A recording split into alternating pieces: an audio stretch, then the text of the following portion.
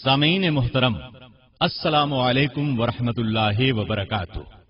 یہ دارالسلام اسٹوڈیو لاہور پاکستان ہے۔ اس مرتبہ اہم نوعیت کی سیدھی حاضر ہے، خاص طور پر اہم نوعیت کی اس لحاظ سے کہ اردو میں اس عنوان اور موضوع پر کتب نہ ہونے کے برابر ہیں۔ جب کتب ہی ناپید ہوں تو سیدھی کا ترتیب دینا خاص طور پر مشکل ہو جاتا ہے، لیکن ہم آپ کے لیے اس مشکل سے بھی گزر گئے۔ جی ہاں، عنوان ہے امام بخاری رحمت اللہ علیہ۔ امام بخاری کو محدثین کی جماعت میں ایک خاص مقام حاصل ہے۔ امام بخاری وہ شخص ہیں جنہوں نے رسول اللہ صلی اللہ علیہ وسلم اور صحابہ کرام رضی اللہ عنہم کی احادیث اور روایات جمع کرنے کا عظیم کام انجام دیا۔ اس کام میں انہوں نے اپنی زندگی کی آسائش، آرام، دولت سب کچھ قربان کر دیا۔ اس کام میں جو کامیابی امام بخاری کو حاصل ہوئی وہ کسی دوسرے محدث کے حصے میں نہ آ سکی، اس لیے آپ امام المحدثین اور امیر المومنین فی الحدیث قرار پائے۔ ان کی پرکھی ہوئی احادیث پر مکمل وثوق کا اظہار کیا گیا۔ آپ نے یہ کام انجام دے کر جفاکشی کی ایک مثال قائم کر دی۔ مسلمانان عالم آج امام بخاری سے خاص محبت رکھتے ہیں۔ جن احادیث پر بخاری کا حوالہ نظر آ جائے آنکھیں بند کر کے اس پر اعتماد کرتے ہیں۔ ان حالات میں ایسے شخص کے حالات کون جاننا پسند نہیں کرے گا؟ لہذا یہ کہنا بالکل بجا ہے کہ یہ سی ڈی اہم نوعیت کی قیمتی ترین سی ڈی ہے۔ تو آئیے سنتے ہیں امام بخاری، پیشکش محمد طارق شاہد۔ ماں باپ نے امام بخاری رحمت اللہ علیہ کا نام محمد رکھا۔ آپ کی کنیت ابو عبداللہ تھی۔ والد کا نام اسماعیل بن ابراہیم بن مغیرہ تھا۔ ان کی کنیت ابو الحسن تھی۔ بڑے پائے کے محدث تھے۔ امام مالک رحمت اللہ علیہ کے شاگرد تھے۔ گویا امام بخاری اور ان کے والد دونوں ہی محدث تھے۔ یہ فخر اسلام میں کم لوگوں کو حاصل ہوا۔ آپ کی والدہ ماجدہ بہت عبادت گزار تھیں۔ امام بخاری کی آنکھیں چھوٹی عمر میں خراب ہو گئیں۔ طبیب علاج نہ کر سکے۔ والدہ محترمہ نے اللہ سے دعا کی تو ایک خواب میں انہیں بشارت دی گئی کہ تمہارے رونے اور دعا کرنے پر اللہ نے تمہارے بیٹے کی بینائی لوٹا دی ہے۔ والدہ کہتی ہیں اسی صبح میرے بیٹے محمد کی آنکھیں درست ہو گئیں اور پھر بینائی اس قدر تیز ہو گئی کہ آپ نے تاریخ کبیر چاند کی روشنی میں لکھی۔ امام بخاری اجمی النسل تھے۔ ان کے پردادا مغیرہ نے بخارا کے حاکم یمان جعفی کے ہاتھ پر اسلام قبول کیا، بخارا میں رہائش اختیار کی۔ آپ کے والد اسماعیل نے حماد بن زید، امام مالک، ابو معاویہ سے احادیث روایت کی۔ عبداللہ بن مبارک کی صحبت میں رہے۔ امام بخاری نے خود اپنے والد کا ذکر تاریخ کبیر میں کیا ہے۔ احمد بن حفص کہتے ہیں کہ امام بخاری کے والد اسماعیل نے اپنی وفات کے وقت کہا تھا، میرے علم کے مطابق میرے مال میں ایک درہم بھی حرام کا یا مشتبہ نہیں ہے۔ زمین کے جس خطے میں امام بخاری کی ولادت ہوئی وہ علاقہ خراسان کا مشہور شہر بخارا ہے۔ بخارا ماوراء النہر کے شہروں میں ایک قدیم، بڑا اور شاندار شہر ہے۔ دریائے جیہوں سے 2 روز کی مسافت پر ہموار زمین پر آباد ہے۔ اسلامی فتوحات سے پہلے یہ شہر سامانیہ ملوک کا دارالسلطنت تھا۔ کہا جاتا ہے مسلمانوں نے اس شہر کو سیدنا امیر معاویہ رضی اللہ عنہ کے زمانے میں 55 ہجری میں فتح کیا تھا۔ فتح ہونے کی تاریخ 88 یا 90 ہجری بھی بتائی جاتی ہے۔ بہرحال آپ نے اسی تاریخی شہر بخارا میں 13 شعبان 194 ہجری میں آنکھ کھولی۔ امام بخاری کا اپنا بیان ہے کہ یہ تاریخ ولادت میں نے اپنے والد کے ہاتھ کی لکھی ہوئی پائی۔ اور بھی کئی صاحب علم و کمال بخارا میں پیدا ہوئے۔ آپ نے علم کی گود میں پرورش پائی۔ والد کی وفات اس وقت ہوئی جب آپ چھوٹے ہی تھے۔ والدہ نے پرورش کی، ہوش سنبھالا تو دل میں احادیث کے حفظ کرنے کا شوق پیدا ہو گیا۔ کیوں نہ ہوتا، والد محدث جو تھے۔ لوگوں نے امام بخاری کو یہ کہتے سنا، اللہ نے مجھے اس وقت احادیث کے حفظ کا شوق دیا جبکہ میں ابھی مکتب میں تھا۔ اس وقت آپ کی عمر 10-11 سال تھی۔ اسی زمانے میں ایک واقعہ پیش آیا۔ علامہ داخلی اس وقت بڑے پائے کے محدث تھے۔ بخارا میں ان کی درسگاہ بڑی بارونق اور مشہور تھی۔ معمول کے مطابق درس دے رہے تھے۔ امام بخاری بھی درس میں شامل تھے۔ علامہ داخلی نے ایک حدیث کی سند بیان کرنے میں غلطی کی۔ امام بخاری نے ادب سے ٹوک دیا اور درست سند بیان کر دی۔ اس پر علامہ داخلی نے آپ کو ڈانٹ دیا۔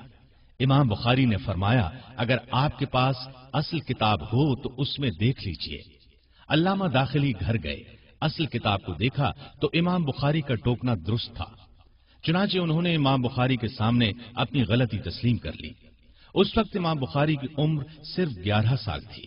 امام بخاری کو جس طرح حفظ حدیث کا شوق بچپن ہی میں ہو گیا تھا، اسی طرح ان میں یہ شوق بھی پیدا ہو گیا کہ صحیح احادیث کو غیر صحیح احادیث سے الگ کریں اور علم حدیث کے ہر شعبے سے آگاہی حاصل کریں۔ غرض ان تمام باتوں کی طرف میلان شروع سے ہی تھا۔ پھر جوں جوں وقت گزرتا گیا ان کے یہ خیالات جڑ پکڑتے چلے گئے۔ اس زمانے میں انہوں نے جن اساتذہ سے علم حاصل کیا تھا ان کے نام یہ ہیں: محمد بن سلام بیکندی، محمد بن یوسف بیکندی، عبداللہ بن محمد مسندی، ابراہیم بن اشعث۔ ان علماء کرام کی بخارا میں درسگاہیں تھیں۔ انہی دنوں کا ایک حیرت انگیز واقعہ علامہ سلیم بن مجاہد بیان کرتے ہیں۔ میں ایک روز محدث وقت محمد بن سلام بیکندی کی خدمت میں حاضر ہوا۔ محدث صاحب مجھے دیکھتے ہی بولے، تم ذرا دیر پہلے آتے تو میں تمہیں ایسے لڑکے سے ملواتا جسے 70,000 حدیثیں یاد ہیں۔ یہ سن کر مجھے بہت حیرت ہوئی۔ حلیہ اور نام وغیرہ پوچھ کر میں اسی وقت ان کی تلاش میں نکلا۔ آخر مجھے مل گئے۔ میں نے ان سے پوچھا، تمہارا ہی یہ دعویٰ ہے کہ تمہیں 70,000 احادیث یاد ہیں؟ امام صاحب نے ان کی بات سن کر جواب دیا، ہاں بلا شبہ مجھے اتنی احادیث یاد ہیں، بلکہ اس سے بھی زائد۔ اور صرف یاد ہی نہیں بلکہ جس حدیث کے بارے میں سوال کریں گے اس کے راویوں کی وفات، جائے سکونت اور دیگر حالات بھی بتا دوں گا، اور جو قول یا فعل صحابی یا تابعی کا بیان کروں گا اس کے ساتھ یہ بھی بتا سکتا ہوں کہ ان کا یہ قول و فعل کس آیت یا حدیث سے اخذ کیا گیا ہے۔ ایک روز محمد بن سلام بیکندی نے سفر پر جانے سے پہلے امام بخاری سے کہا، تم میری کتاب کو دیکھ لو اور اس میں جو غلطی ہو اس کی اصلاح کر دو۔ کسی نے علامہ بیکندی کی یہ بات سن کر حیرت ظاہر کی اور کہا، آپ فن کے امام ہو کر ایک نوجوان لڑکے سے یہ فرما رہے ہیں، میری کتاب میں سے غلطیاں نکال دو۔ علامہ بیکندی نے اس کی بات سن کر جواب میں فرمایا، ہاں اس نوجوان کا کوئی ثانی نہیں ہے۔ وہ فرمایا کرتے تھے، جب محمد بن اسماعیل میرے درس میں آ جاتے ہیں تو میں حیرت زدہ ہو جاتا ہوں۔ حدیث بیان کرتے وقت مجھے خوف محسوس ہونے لگتا ہے کہ کہیں محمد بن اسماعیل کے سامنے غلطی نہ ہو جائے۔ یہ سب باتیں اس وقت کی ہیں جب امام بخاری محمد بن سلام بیکندی کے درس میں شریک ہوتے تھے، اور انہوں نے اپنے وطن بخارا سے حصول علم کے لیے رحلت نہیں فرمائی تھی۔ امام بخاری نے جب وطن سے رحلت فرمائی تو پھر علامہ بیکندی کو ان سے ملنے کا اتفاق نہیں ہوا۔ رحلت محدثین کی اصطلاح میں وہ سفر ہے جو حدیث یا حدیث کی اسناد حاصل کرنے کے لیے کیا جاتا ہے۔ اصحاب رسول اور تابعین اس سفر کے لیے کیا کچھ کرتے تھے اس کا اندازہ لگانا آج کے دور میں ممکن نہیں۔ بعض اوقات تو صرف ایک حدیث کے لیے یا صرف ایک حدیث کی جانچ کے لیے ایک مہینے کے سفر کی تکالیف برداشت کرتے تھے۔ اس زمانے میں سفر بھی پیدل، گھوڑوں یا اونٹوں پر ہوتا تھا۔ امام بخاری نے عمر کے 16ویں برس تک اپنے ہی ملک کے اساتذہ سے علم حاصل کیا۔ پھر آپ نے حجاز کا سفر کیا۔ حجاز اسلامی علوم کا منبع تھا، رسول اللہ صلی اللہ علیہ وسلم کا مسکن تھا۔ وہاں وحی اتری، جبرائیل آئے، صحابہ کا وطن اور اسلام کا مرکز تھا۔ حجاز میں آمد سے پہلے عبداللہ بن مبارک اور وقیع کی تصانیف کو زبانی یاد کر چکے تھے۔ یہ 210 ہجری کی بات ہے۔ اس وقت تک امام بخاری نے اپنے ہی وطن میں وہ فضل و کمال حاصل کر لیا تھا جو بڑے تعجب کی نگاہ سے دیکھا جاتا تھا۔ یہ کمال بڑے بڑے اماموں کو زندگی بھر نصیب نہیں ہوا تھا۔ 16ویں برس اپنی والدہ کے ساتھ مکہ معظمہ پہنچے۔ اس سفر میں آپ کے بڑے بھائی احمد بھی ساتھ تھے۔ والدہ اور بھائی تو حج سے فارغ ہونے پر وطن واپس چلے گئے، لیکن امام بخاری نے وہیں قیام فرمایا۔ علم کی تکمیل کے لیے اب آپ مکے کے شیوخ کی درسگاہوں میں شریک ہونے لگے۔ اس وقت مکے میں فن کے امام یہ لوگ مانے جاتے تھے: امام ابو الولید احمد بن ارزقی، عبداللہ بن یزید، اسماعیل بن سالم الصائغ، ابو بکر عبداللہ بن زبیر حمیدی وغیرہ۔ مکے کے بعد آپ نے مدینے کا رخ کیا۔ اس وقت وہاں دنیا بھر سے لوگ سفر کر کے آتے تھے، علوم نبویہ سیکھتے تھے۔ آپ 18 سال کی عمر میں 212 ہجری میں مدینے پہنچے۔ اس وقت مدینے میں یہ حضرات درس دیتے تھے: ابراہیم بن منذر، مطرف بن عبداللہ، ابراہیم بن حمزہ، محمد بن عبید اللہ، عبدالعزیز بن عبداللہ اویسی وغیرہ۔ اسی سفر میں انہوں نے اپنی تاریخ کبیر کا مسودہ چاندنی راتوں میں لکھا۔ مورخین کا کہنا ہے کہ آپ نے یہاں 6 سال گزارے، پھر بصرہ کا رخ کیا۔ اس وقت بصرہ علم کے میدان میں بہت ترقی پر تھا۔ بصرہ میں امام ابو عاصم نبیل، صفوان بن عیسیٰ، بدل بن محبر، حرمی بن عمارہ، عفان بن مسلم، محمد بن ارعرہ، سلیمان بن حرب، ابو الولید طیالسی، امام عارم اور محمد بن سنان وغیرہ سے استفادہ کیا۔ بصرہ کا امام بخاری نے 4 بار سفر کیا۔ بصرہ کے بعد کوفے کا سفر کیا، اسی طرح بغداد کی رحلت کی۔ کوفے میں عبید اللہ بن موسیٰ، ابو نعیم، احمد بن یعقوب، اسماعیل بن ابان، حسن بن ربیع، خالد بن مخلد، سعید بن حفص، طلق بن غنام، عمر بن حفص، قبیصہ بن عقبہ، ابو غسان وغیرہ سے روایات لیں اور اس کے بعد بغداد کا سفر کیا۔ بغداد اس وقت خلافت عباسیہ کا دارالسلطنت تھا۔ حکومت کی طرف سے علم کی بہت قدر و منزلت ہوتی تھی، اس لیے بغداد علم کا گہوارہ بنا ہوا تھا۔ وہاں ہر طرف سے اہل کمال جمع ہو گئے تھے۔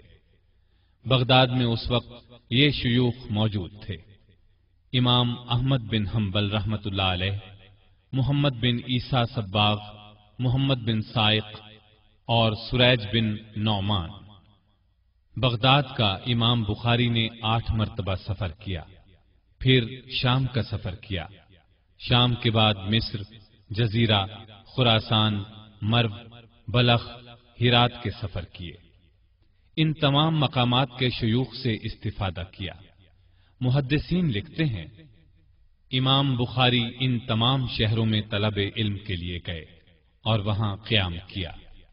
خطیب بغدادی لکھتے ہیں امام بخاری نے تمام شہروں کے محدثین کی طرف سفر کیا۔ خراسان اور عراق کے تمام ملکوں، حجاز، شام اور مصر میں حدیثیں لکھی۔ بغداد تو کئی بار گئے۔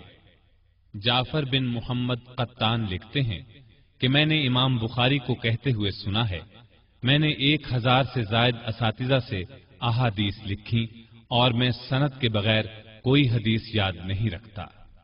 آپ کے تقوی کا عالم کیا تھا، اس کا اندازہ اس واقعے سے لگایا جا سکتا ہے کہ ایک بار آپ کو سمندر کا سفر کرنا پڑا۔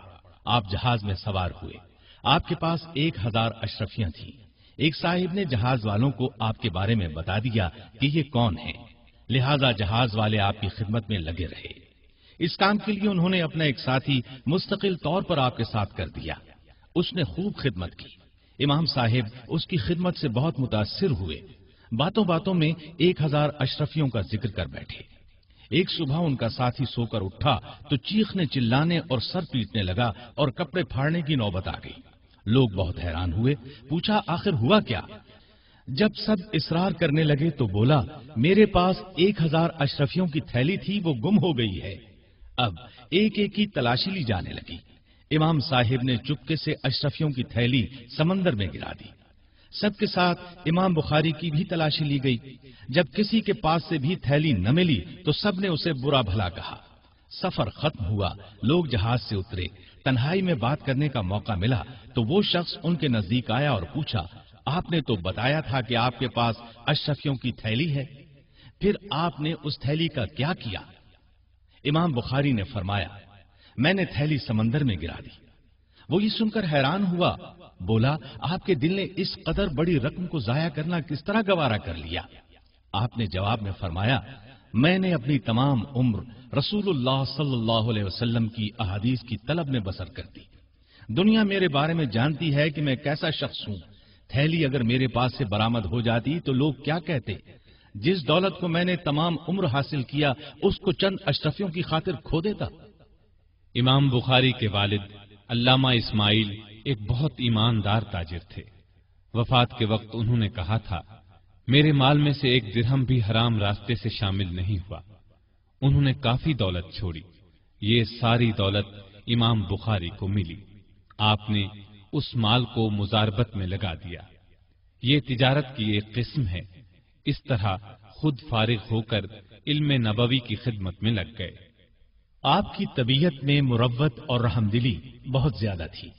आपकी तिजारत में शरीक एक शख्स 25,000 दिरहम दबा बैठा। इत्तेफाक से वो उस शहर में आया जिसमें उस वक्त आप भी थे। आपको बताया गया कि आपका मकरूज आया हुआ है, उससे रुपया वसूल कर लीजिए। आपने जवाब में फरमाया, मैं इस बात को पसंद नहीं करता कि मकरूज को परेशानी में डालूं। मकरूज वहां से दूसरे शहर में चला गया। आपके अकीदतमंदों ने अर्ज की, आप हुकूमत से मदद ले सकते हैं। गवर्नर को एक खत लिखवा दीजिए। गवर्नर उसे गिरफ्तार कर लेगा और उसे कर्जा अदा करना पड़ेगा। इसके जवाब में आपने फरमाया, इस तरह हुकूमत का मुझ पर एहसान होगा। वो इस एहसान का बदला न जाने मुझसे किस सूरत में चाहेगी, लिहाजा मैं ये भी नहीं कर सकता। आपके अकीदतमंदों ने खुद ही खत लिखकर गवर्नर को भेज दिया। आपको पता चला तो फरमाया, तुम मुझसे ज्यादा मेरे खैरखा न बनो। फिर गवर्नर की तरफ आदमी भेजा कि मकरूज को कुछ न कहा जाए। इस तरह आपको 25,000 दिरहम में से कुछ भी वापस न मिला, लेकिन आपने उसे परेशान करना गवारा न किया। मिजाज में खुदा तरसी थी, रहमदिली और इंसाफ पसंदी बहुत थी। ये औसाफ गोया आप में कूट कूट कर भरे थे। अब्दुल्ला बिन मोहम्मद सियारफी कहते हैं कि मैं इमाम बुखारी के मकान पर उनकी खिदमत में मौजूद था। आपकी लौंडी आई और आपके पास से होकर दूसरी तरफ जाने लगी। उसका पांव दवात से टकरा गया, दवात उलट गई, रोशनाई गिर गई। इमाम बुखारी ने गुस्से से फरमाया, कैसे चलती है? लौंडी ने फौरन कहा, रास्ता न हो तो किस तरह चलूं? इस पर इमाम बुखारी ने गुस्से होने की बजाय उससे फरमाया, जा, मैंने तुझे आजाद किया। अब्दुल्ला बिन सियारफी कहते हैं, मैंने अर्ज किया, आपको तो उसने गुस्सा दिलाने की बात की और आप हैं कि उसे आजाद कर दिया। आपने जवाब में फरमाया, जो उसने कहा मैंने अपने नफ्स को उस पर राजी कर लिया। गोया इमाम बुखारी ने लौंडी को तंबीह नहीं की, अपने नफ्स को की। अबू हफ्स आपके वालिद के शागिर्द थे। उन्होंने तिजारत का कुछ माल आपकी खिदमत में भेजा। कुछ ताजिर शाम के वक्त आपके पास आए और उस माल को खरीदना चाहा। उन्होंने पेशकश की कि वो इस माल पर 5,000 नफा देने के लिए तैयार हैं। इमाम बुखारी ने उनसे फरमाया, इस वक्त आप चले जाएं, मैं कल इसकी बात पुख्ता करूंगा। ताजिर चले गए। सुबह हुई तो कुछ और ताजिर आ गए। उन्होंने उस माल को 10,000 मुनाफा देकर खरीदने की पेशकश की। आपने 10,000 मुनाफा लेकर माल देने से इनकार कर दिया और फरमाया, कल मेरे पास जो ताजिर आए थे, मैंने रात 5,000 मुनाफा लेकर उन्हें देने की नीयत कर ली थी, इसलिए ये माल मैं उन्हीं को दूंगा। मैं अपनी नीयत नहीं तोड़ सकता। उस वक्त असल मकसद माल की मोहब्बत से खुद को दूर रखना था। हफ्स बिन उमर अल अशकर कहते हैं कि हम लोग बसरा में हदीस लिखते थे। हमारे साथ इमाम बुखारी भी किताबत हदीस में शामिल थे। इस दौरान में हमने कई रोज तक उन्हें गायब पाया। तलाश किया तो अपने हुजरे में मिले और नीम उरिया हालत में थे। दरियाफ्त करने पर पता चला कि खर्च बिल्कुल खत्म हो गया है। बदन के कपड़े भी फरोख्त हो चुके हैं। आखिरकार हमने चंदा किया, आपके लिए कपड़े तैयार कराए। मतलब ये कि इस नौबत तक पहुंचने पर भी साथियों से जिक्र तक नहीं किया। अबू माशर जरीर एक नाबीना मुहद्दिस थे। एक रोज आपने उनसे कहा, अबू माशर मुझे मुआफ कर दे। उन्होंने हैरान होकर पूछा, आप किस बात की मुआफी मांग रहे हैं? कहा, आपने एक रोज एक हदीस बयान की थी। मैंने आपको देखा, आप बहुत खुश हैं और खुशी की ज्यादती से हाथ और सर हिला रहे हैं। آپ کو اس حالت میں دیکھ کر میں مسکرا اٹھا، اس لیے آپ مجھے معاف کر دیں۔ ابو معاشر نے کہا، اللہ آپ پر رحم فرمائے، آپ سے کسی طرح کی باس پرس نہیں۔ ایک مرتبہ ایک شخص نے آپ کی داڑھی میں سے تنکا نکال کر وہیں مسجد میں ڈال دیا۔ جب تک لوگ آپ کی خدمت میں موجود رہے اور باتیں کرتے رہے، آپ کی نگاہ برابر اس تنکے کی طرف رہی۔ آخر لوگوں کی نظر بچا کر آپ نے اس تنکے کو اٹھایا اور اپنی آستین میں رکھ لیا، پھر مسجد کے باہر ڈالا۔ یہ مسجد کا ادب اور احترام تھا، اور مطلب یہ تھا کہ جس چیز سے داڑھی کو صاف رکھا جائے اس سے مسجد کو بھی صاف رکھنا چاہیے۔ خالد بن احمد زحلی بخارا کا گورنر تھا۔ اس نے آپ سے درخواست کی کہ آپ شاہی محل میں آ کر مجھے اور شہزادوں کو حدیث اور تاریخ کا درس دیں۔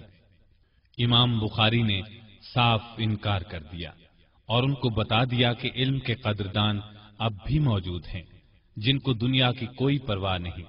جو پیغام لے کر آیا تھا اس کی زبانی کہلا بھیجا۔ میں حرم شاہی میں جا کر خوشامدی نہیں بننا چاہتا، اس میں علم کی بے قدری ہے۔ اب گورنر نے درخواست کی کہ اگر آپ حرم شاہی میں تشریف لانا پسند نہیں کرتے تو شہزادوں کے لیے خاص وقت دیں جس میں عام لوگ نہ ہوں۔ آپ نے جواب میں فرمایا، یہ نبی اکرم صلی اللہ علیہ وسلم کی میراث ہے، اس میں عام خاص سب کا برابر حصہ ہے۔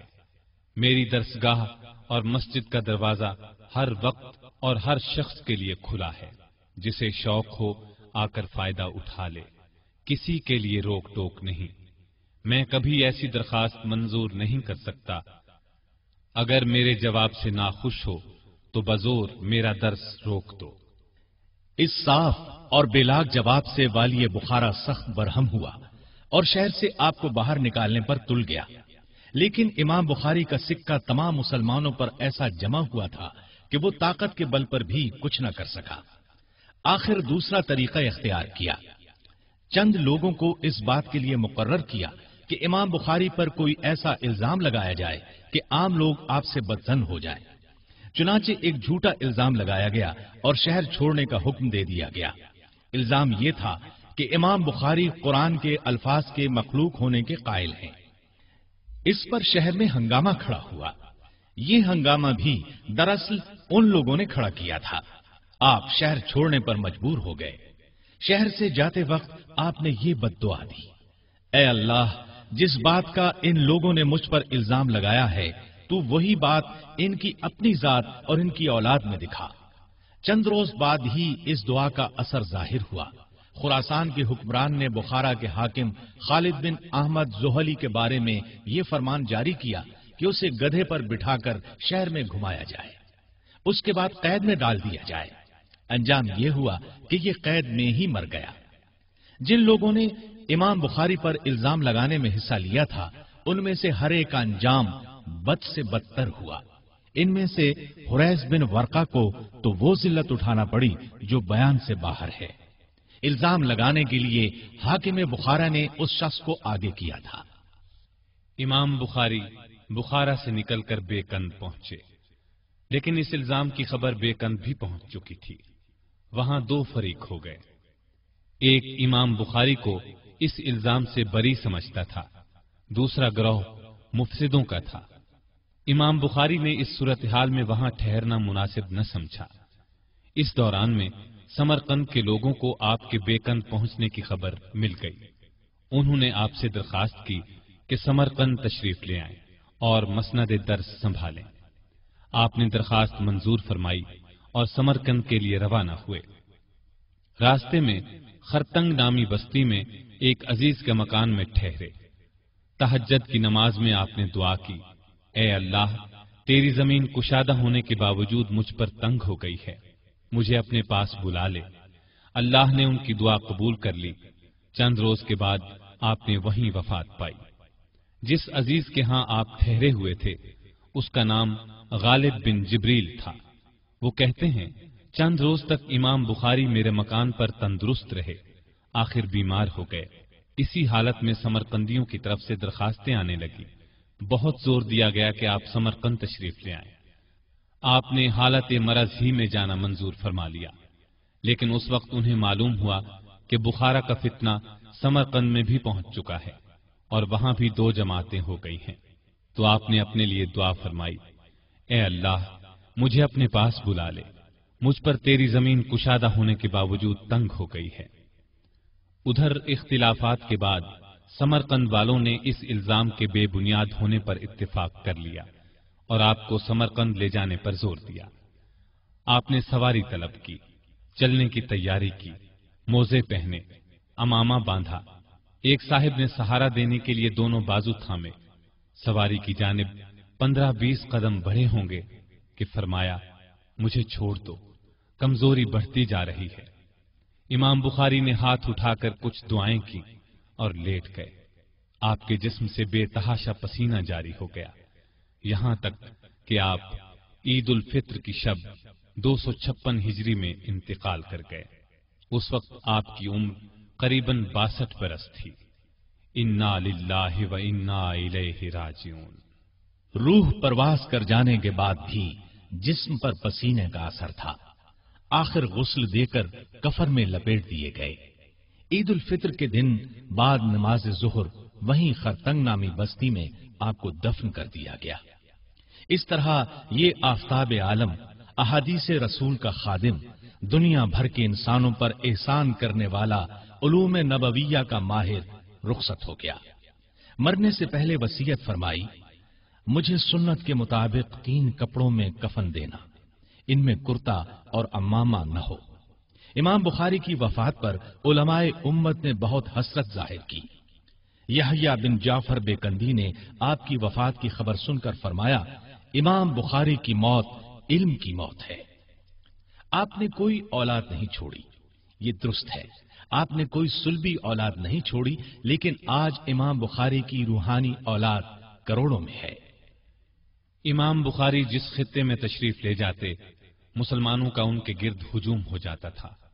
لوگ ان کے فضل اور کمال کی حکایات سن سن کر انہیں دیکھنے کی تمنا کیا کرتے تھے، اس لیے جہاں پہنچتے وہاں ہجوم کی وجہ سے تل دھرنے کی جگہ نہ ملتی۔ علم کی تکمیل کے بعد جب آپ نے بخارا کا ارادہ فرمایا تو بخارا والے استقبال کے لیے شہر سے باہر امڈ آئے۔ شہر سے باہر 3 میل تک خیمے لگ گئے۔ شہر میں شایان شان طریقے سے لایا گیا۔ ایسا ہی استقبال نیشاپور میں ہوا۔ ایک بار بغداد تشریف لے گئے، یہ بنو عباس کا دارالخلافہ تھا۔ اہل بغداد تک آپ کی شہرت پہلے ہی پہنچ چکی تھی، اس لیے زبردست استقبال ہوا۔ بصرے میں بھی یہی ہوا۔ آپ ابھی بچے ہی تھے کہ ایک روز احمد بن حفص نے آپ کا چہرہ اور حافظہ دیکھ کر کہا، ان کا ڈنکا بجے گا۔ حاشد بن اسماعیل کہتے ہیں کہ امام بخاری ہمارے ساتھ بصرے کے شیوخ کی درسگاہوں میں شامل ہوتے، لیکن وہ ساتھ ساتھ لکھتے نہیں تھے۔ اس حالت میں کچھ دن گزر گئے۔ آخر ہم نے انہیں سمجھانا شروع کیا کہ جب تک آپ ساتھ ساتھ لکھیں گے نہیں، درسگاہ میں بیٹھ کر حاصل کیا کریں گے؟ یوں ہی اپنا وقت برباد کر رہے ہیں۔ تو انہوں نے جواب نہ دیا، لیکن جب ہماری باتیں سن سن کر گھبرا گئے تو فرمانے لگے، تم لوگ حد سے تجاوز کر گئے ہو۔ اچھا، اب تک تم نے جو کچھ لکھا ہے سناتا ہوں، تم اپنے لکھے ہوئے اجزاء سامنے رکھو۔ ہم نے ایسا ہی کیا۔ امام بخاری نے وہ سب سنا دیا جو ہم نے لکھا تھا۔ اس کے علاوہ بھی 15,000 احادیث سنا دی، یہاں تک کہ ہم نے اپنے اپنے اجزاء کی اصلاح ان کے زبانی پڑھے ہوئے سے کی۔ بغداد میں ایک عجیب واقعہ پیش آیا۔ وہاں کے علماء نے آپ کے حافظے کی عجیب و غریب باتیں سن کر ان کا امتحان لینے کا پروگرام بنایا۔ 100 احادیث کو لیا گیا، ان کو بالکل الٹ پلٹ کر دیا گیا۔ ایک کی سند دوسرے متن پر اور دوسرے کی سند تیسرے متن پر چسپاں کر دی گئی۔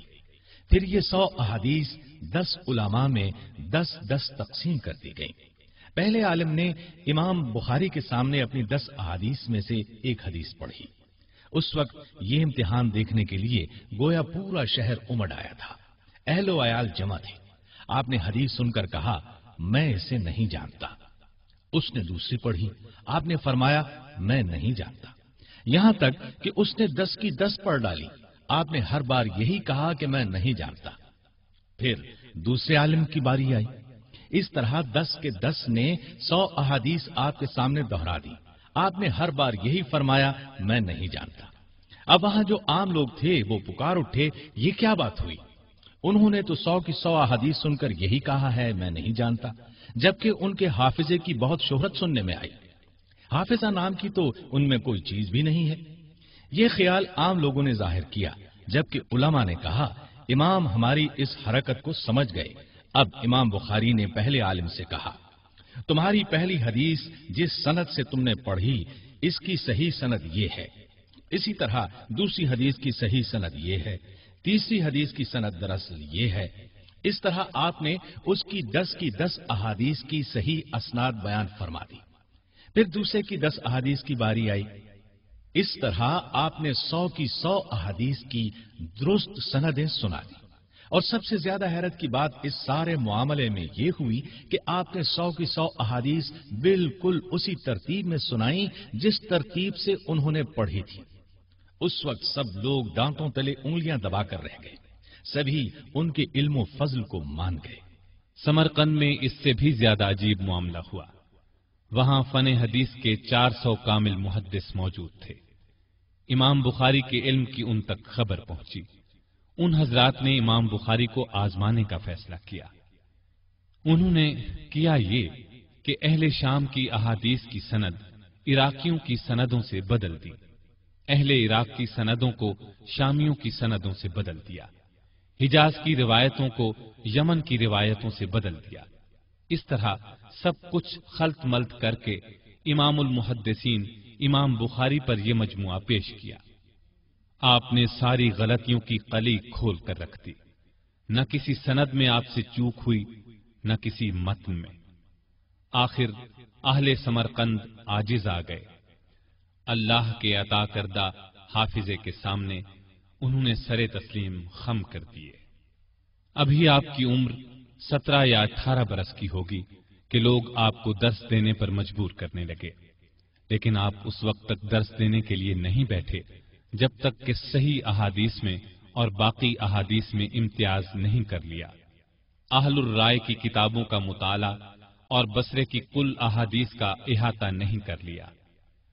امام بخاری کے اساتذہ فرمایا کرتے تھے اس نوجوان سے فن حدیث حاصل کرو، اس لیے کہ اگر یہ نوجوان امام حسن بصری رحمت اللہ علیہ کے زمانے میں ہوتا تو وہ بھی اس کے علم کے محتاج ہوتے. جب امام بخاری نے درس دینا شروع کیا اور ان کے درس کی شہرت ہوئی تو درسگاہ میں اس قدر ہجوم رہنے لگا کہ تل دھرنے کی جگہ نہ ملتی. آپ نے مختلف مقامات پر درس دیا، کبھی بصرے، کبھی بغداد، کبھی بخارا. آخری عمر میں بخارے کے ہو کر رہ گئے، صرف وہیں درس دیتے رہے. امام فربری کہتے ہیں کہ امام بخاری سے بلا واسطہ 90,000 محدثین نے صرف صحیح بخاری سنی. آپ کی درسگاہ میں آپ کے اپنے پرانے اساتذہ بھی شریک ہوتے تھے، یعنی پہلے وہ ان کے استاد تھے پھر شاگرد بنے. عبداللہ بن محمد مسندی، عبداللہ بن منیر، اسحاق بن احمد، محمد بن خلف بن قتیبہ وغیرہ بڑے پائے کے لوگ تھے، صاحب کمال تھے، لیکن امام بخاری کے نکات حدیث لکھنے پر مجبور ہوئے. جن محدثین کو آپ کی برابری کا دعویٰ تھا وہ بھی ان کے فضل و کمال کو تسلیم کر کے ان کے حلقہ درس میں شامل ہو گئے اور برابری کا دعویٰ ترک کرنے پر مجبور ہوئے.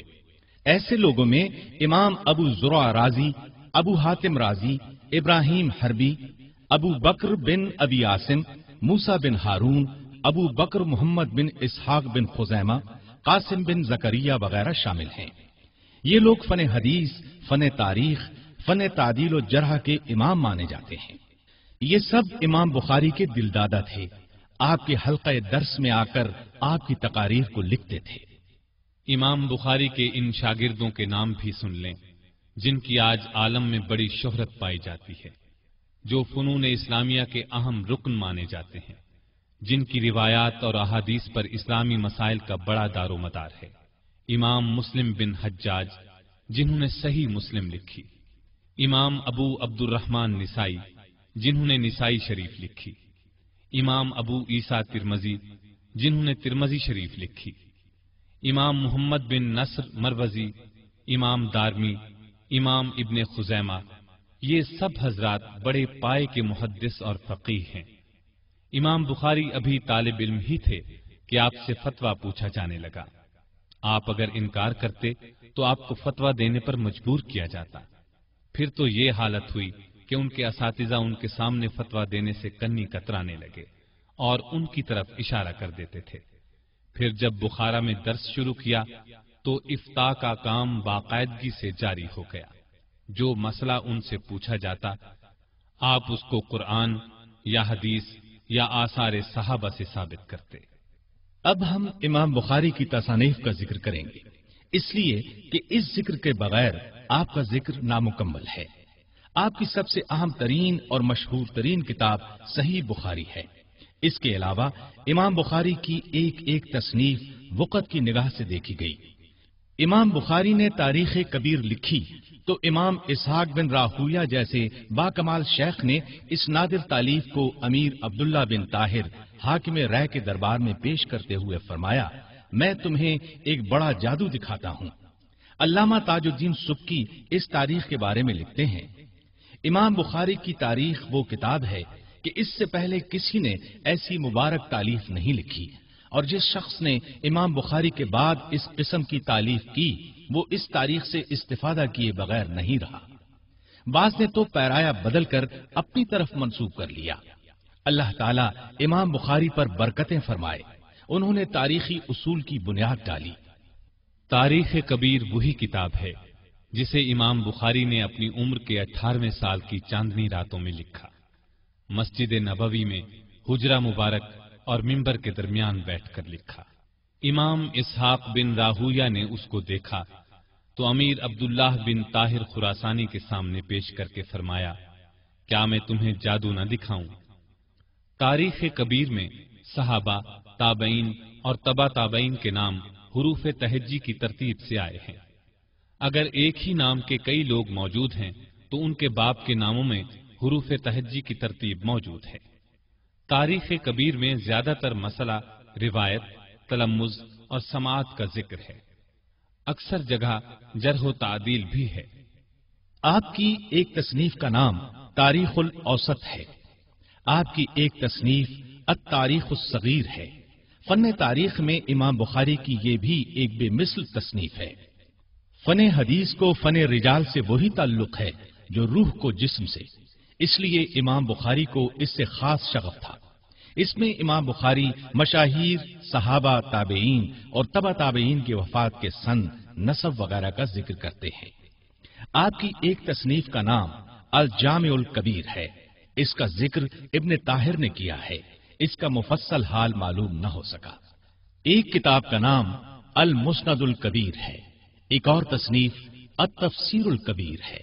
مزید تصانیف کے نام یہ ہیں: خلق و افعال العباد، کتاب الضعفاء الصغیر، الہبہ، اسامی الصحابہ، کتاب الوحدان، کتاب المبسوط، کتاب العلل، کتاب الکناء، کتاب الفوائد، الادب المفرد، جز رفع الیدین، بر الوالدین، کتاب الاشربہ، قضایا الصحابہ والتابعین، کتاب الرقاق، الجامع الصغیر فی الحدیث اور جز القراءۃ خلف الامام وغیرہ۔ اب ہم صحیح بخاری کا ذکر شروع کرتے ہیں۔ امام بخاری کی کل تصانیف میں الجامع صحیح مستند ترین کتاب ہے۔ آج دنیا میں صحیح بخاری کے نام سے کون واقف نہیں؟ اس کتاب کو عالمگیر شہرت حاصل ہوئی۔ دنیا کے ان تمام حصوں میں جہاں جہاں اسلام پہنچا، یہ کتاب بھی پہنچی۔ امام بخاری کو جن وجوہات کی بنا پر مسلمانوں نے امام المحدثین اور امیر المؤمنین فی الحدیث کا لقب دیا، ان میں سے ایک یہ مبارک کتاب بھی ہے۔ یہ رتبہ، یہ فضیلت اور یہ شرف نہ کسی محدث کی کسی تصنیف کو حاصل ہوا، نہ کسی فقیہ اور امام کی تالیف کو۔ آج دنیا بھر میں اللہ کی آخری کتاب کے بعد صحیح بخاری کا نام لیا جاتا ہے، کوئی دوسرا نام نہیں لیا جاتا۔ امام بخاری کی صحیح بخاری کا مکمل نام الجامع الصحیح المسند المختصر من امور رسول اللہ صلی اللہ علیہ وسلم وسننہ وایامہ ہے۔ امام بخاری کے دور ہی سے اسے امت مسلمہ میں تلقی بالقبول حاصل ہے۔ جیسا کہ اصول حدیث کی مشہور کتابوں مقدمہ ابن الصلاح اور اختصار علوم الحدیث وغیرہ میں لکھا ہے، حافظ ابن کثیر نے شیخ الاسلام ابن تیمیہ سے نقل کیا ہے کہ جس حدیث کو تلقی بالقبول حاصل ہو وہ قطعی الثبوت ہوتی ہے، بلکہ بعض علماء نے اصول حدیث میں یہ مسئلہ بھی لکھا ہے، اگر کوئی شخص اپنی بیوی کو یہ کہہ کر مشروط طلاق دے کہ اگر صحیح بخاری میں ایک حدیث بھی ضعیف ہے تو تجھ کو طلاق ہے، تو طلاق واقع نہیں ہوتی، اس لیے کہ صحیح بخاری کی متصل مرفوع تمام روایات بالکل صحیح ہیں۔ محدثین کرام کے نزدیک سب سے اعلیٰ درجے کی صحیح حدیث وہ ہوتی ہے جس پر بخاری و مسلم اپنی کتابوں میں روایت کرنے پر متفق ہوں، پھر دوسرے نمبر پر صحیح بخاری، تیسرے نمبر پر مسلم، چوتھے نمبر پر بخاری و مسلم کی شرط پر ہو، پانچویں نمبر پر بخاری کی شرط پر ہو، چھٹے نمبر پر جو مسلم کی شرط پر ہو، اور ساتویں درجے پر وہ روایت صحیح ہوتی ہے جو دوسرے محدثین کی شرط پر صحیح ہو۔ شاہ ولی اللہ دہلوی اپنی مشہور کتاب حجت اللہ البالغہ میں فرماتے ہیں کہ صحیح بخاری اور صحیح مسلم کے بارے میں تمام محدثین متفق ہیں کہ ان میں تمام کی تمام متصل اور مرفوع احادیث یقیناً صحیح ہیں۔ یہ دونوں کتابیں اپنے مصنفین تک بامتواتر پہنچی ہیں۔ جو ان کی عزت و تعظیم نہ کرے وہ شخص مسلمانوں کے راستے کے خلاف چلنے والا اور بدعتی ہے۔ حالات مصنفین درس نظامی نامی کتاب میں لکھا ہے کہ امام بخاری نے 23 سال کی عمر میں 217 ہجری میں صحیح بخاری کی تصنیف کا کام شروع کیا۔ 233 ہجری میں تصنیف کا یہ عظیم الشان کام مکمل ہو چکا تھا۔ امام بخاری نے اپنی عظیم تصنیف کو بیت الحرام میں لکھا تھا۔ ابواب و تراجم کی تکمیل مسجد نبوی میں کی۔ فواد عبد الباقی کی ترقیم کے ساتھ صحیح بخاری کی کل احادیث مقررات کے ساتھ 7563 ہیں۔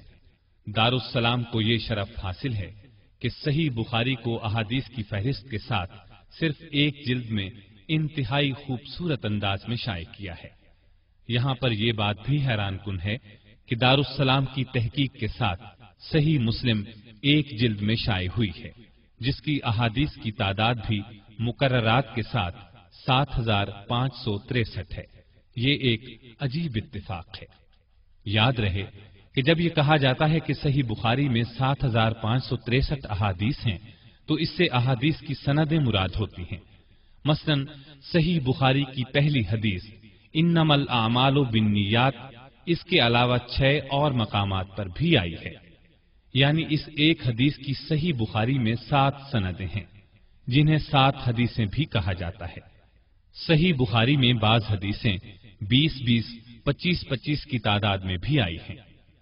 چونکہ امام بخاری محدث ہونے کے ساتھ ساتھ بہت بڑے فقیہ بھی تھے، وہ ہر نئے باب میں حدیث سے نیا فقہی مسئلہ ثابت کرتے ہیں۔ اسی وجہ سے انہیں امام الدنیا فی تفقہ الحدیث بھی کہا جاتا ہے۔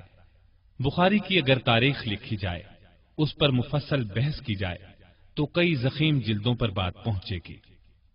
علامہ ابن خلدون اپنی شہرہ آفاق تاریخ ابن خلدون کے مقدمے میں فرماتے ہیں، میں نے اپنے اکثر اساتذہ اور شیوخ کو فرماتے سنا ہے کہ صحیح بخاری کی شرح لکھنے کا قرض امت پر اب تک باقی ہے۔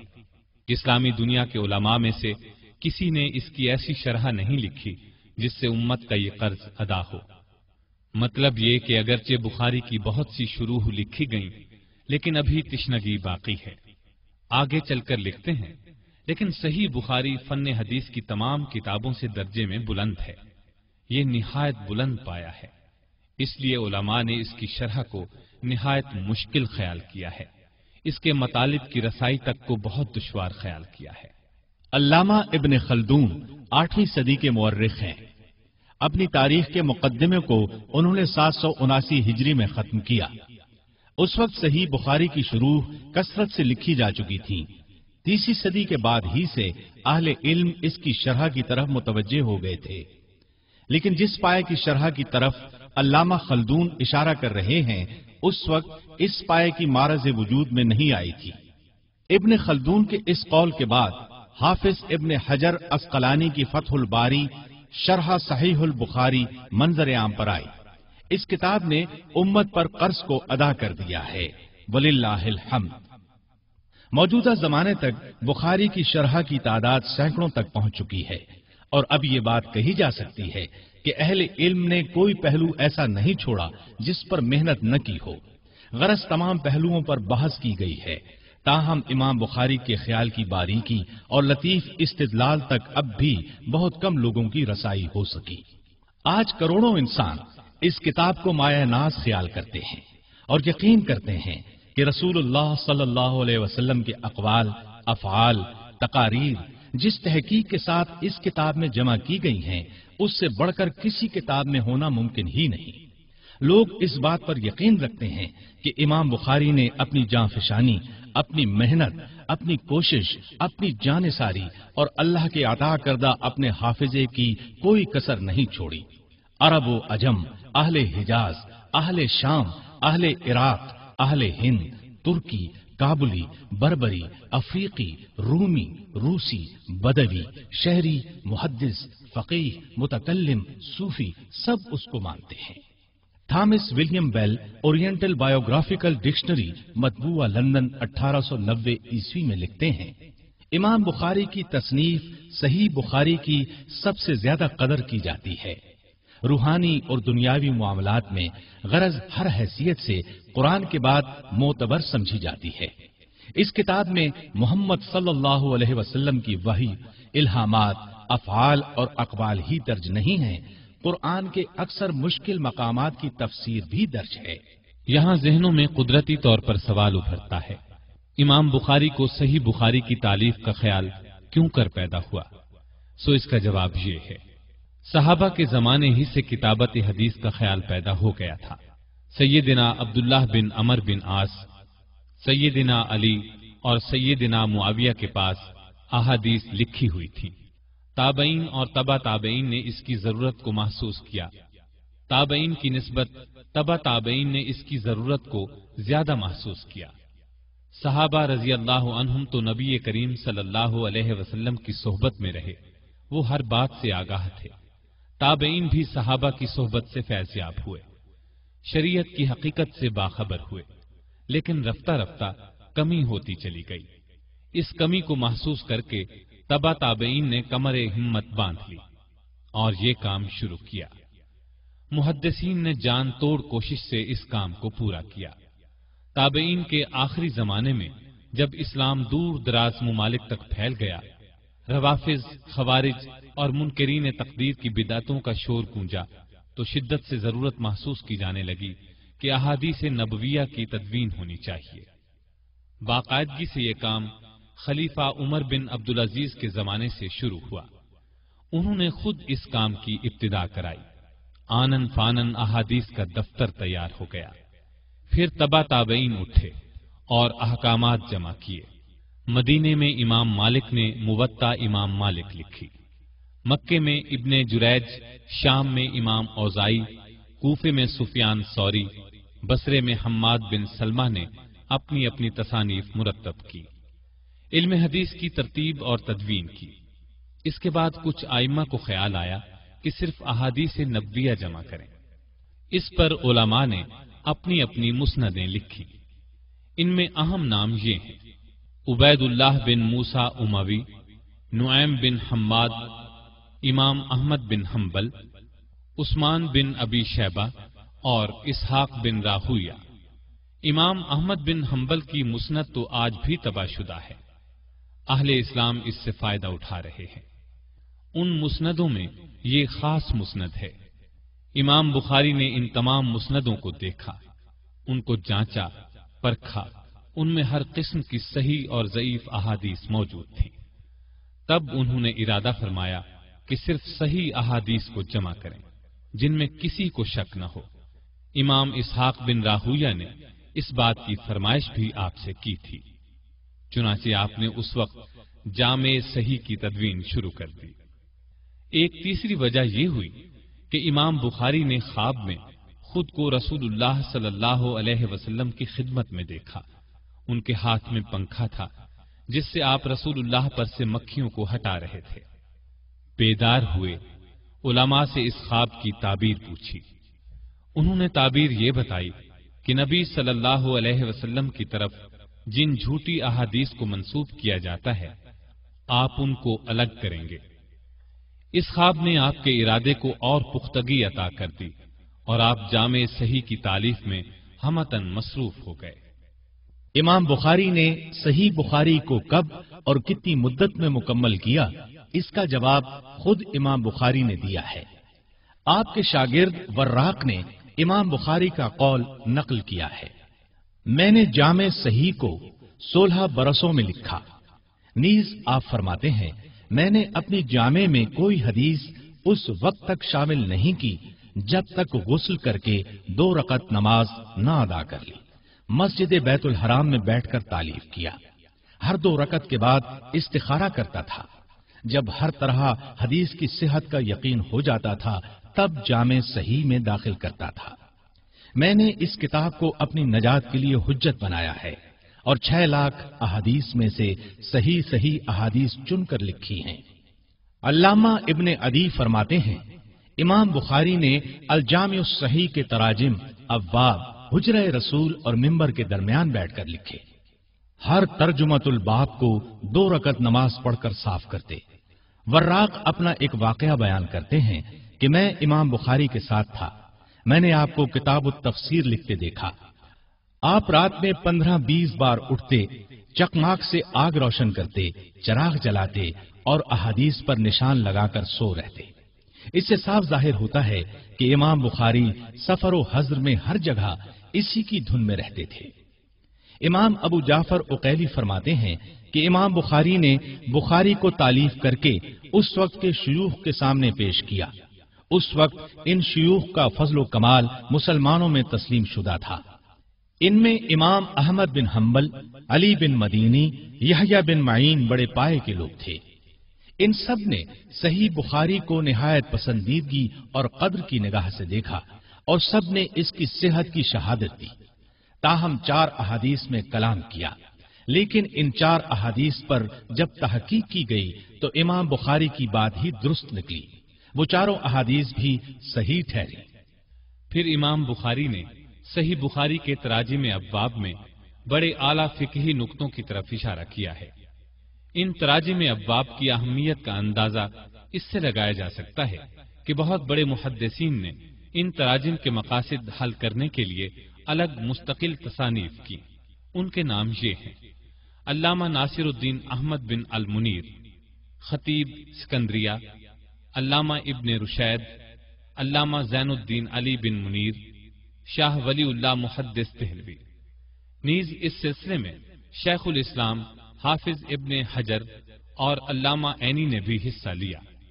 صحیح بخاری کے ابواب میں امام بخاری بعض ایسی روایتیں لے آتے ہیں جن کی سندیں اختصار کے باعث حذف کر دی گئی ہیں۔ ان روایات کو معلق روایات کہتے ہیں۔ حافظ ابن حجر نے تغلیق التعلیق کے نام سے ایک شہرہ آفاق کتاب لکھی ہے جس میں ان روایات کی سندوں کو اکٹھا کر دیا ہے۔ یہ کتاب 5 جلدوں میں چھپ چکی ہے اور اہل علم اس سے مستفید ہو رہے ہیں۔ صحیح بخاری کو صحیح مسلم اور دوسری تمام احادیث کی کتب پر ترجیح ہے۔ امام مسلم تو آپ کے شاگرد تھے اور کہا کرتے تھے کہ امام بخاری اس فن میں ہر طرح منفرد ہیں۔ وہ انہیں سید المحدثین کے لقب سے پکارتے تھے۔ حاکم ابو احمد نیشاپوری لکھتے ہیں، اللہ امام بخاری پر رحمت نازل کرے، انہوں نے احادیث سے احکام کے اصول قائم کیے اور لوگوں کو تعلیم دے گئے۔ جن لوگوں نے لیا انہی کی کتاب سے لیا۔ صحیح بخاری کا بلند پایا ہونے کا اندازہ اس بات سے لگایا جا سکتا ہے کہ سلف سے لے کر خلف تک کے علماء اسلام برابر اس کی خدمت میں مصروف رہے۔ کسی نے اس کی شرح لکھی، کسی نے ابواب فقیہ اور تراجم ابواب کی باریکیوں کی چھان بین کی، کسی نے اس کی تجرید کی، کسی نے مشکل الفاظ کی لغت لکھی، کسی نے نحوی مسائل کے شواہد جمع کیے۔ یہاں ہم چند عربی شروح کے نام آپ کو سناتے ہیں۔ आलाम सुनन, ये इमाम अबू सुलेमान अहमद बिन बस्ती अल-मुतवफ़ा 308 हिजरी की शरह है। फतहुल बारी, ये शरह शेख अबुस्सलाम अबुल फज़ल अहमद बिन अली बिन हज्र अस्क़लानी अल-मुतवफ़ा 852 हिजरी की है। बहुत मशहूर व मारूफ शरह है। उम्दतुल कारी, ये शरह अल्लामा बदरुद्दीन ऐनी हनफी अल-मुतवफ़ा 855 हिजरी ने लिखी, बहुत मशहूर है। एक मशहूर शरह अल हाफिज ज़ैनुद्दीन अब्दुर्रहमान बिन अहमद बिन रजब हम्बली अल-मुतवफ़ा 795 हिजरी की है।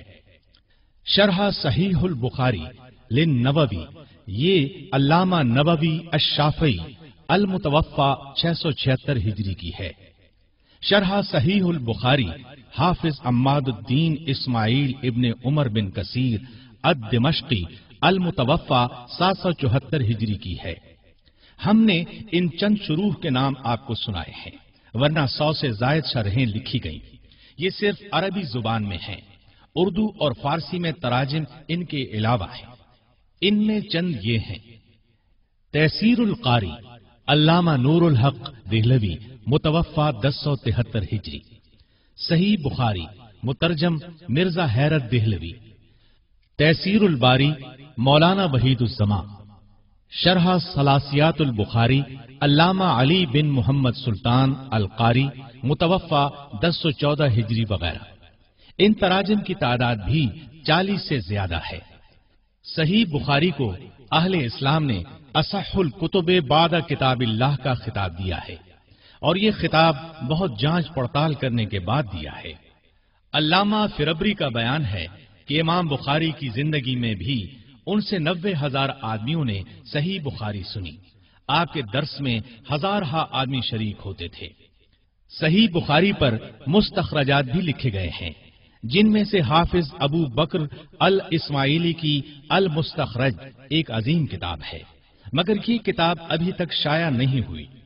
मुस्तखरज उस किताब को कहते हैं जिसका मुसन्निफ पहले की किसी किताब को मुंतखब करके उसकी तमाम अहादीस को हत्तल इम्कान अपनी सनद के साथ उस साबिक किताब के उस्ताद या उस्ताजुल उस्ताद से रिवायत करता है। इन मुस्तखरजात के बहुत से फायदे हैं, जिन्हें इल्म हदीस के तालिब बखूबी जानते हैं। सही बुखारी के मुख्तसरात भी लिखे गए हैं, जिनमें जबीदी की तजरीद बुखारी बहुत मशहूर है। इसे भी दारुस्सलाम ने उर्दू जुबान में बेहतरीन आबुताब के साथ 2 जिल्दों में शाया किया है।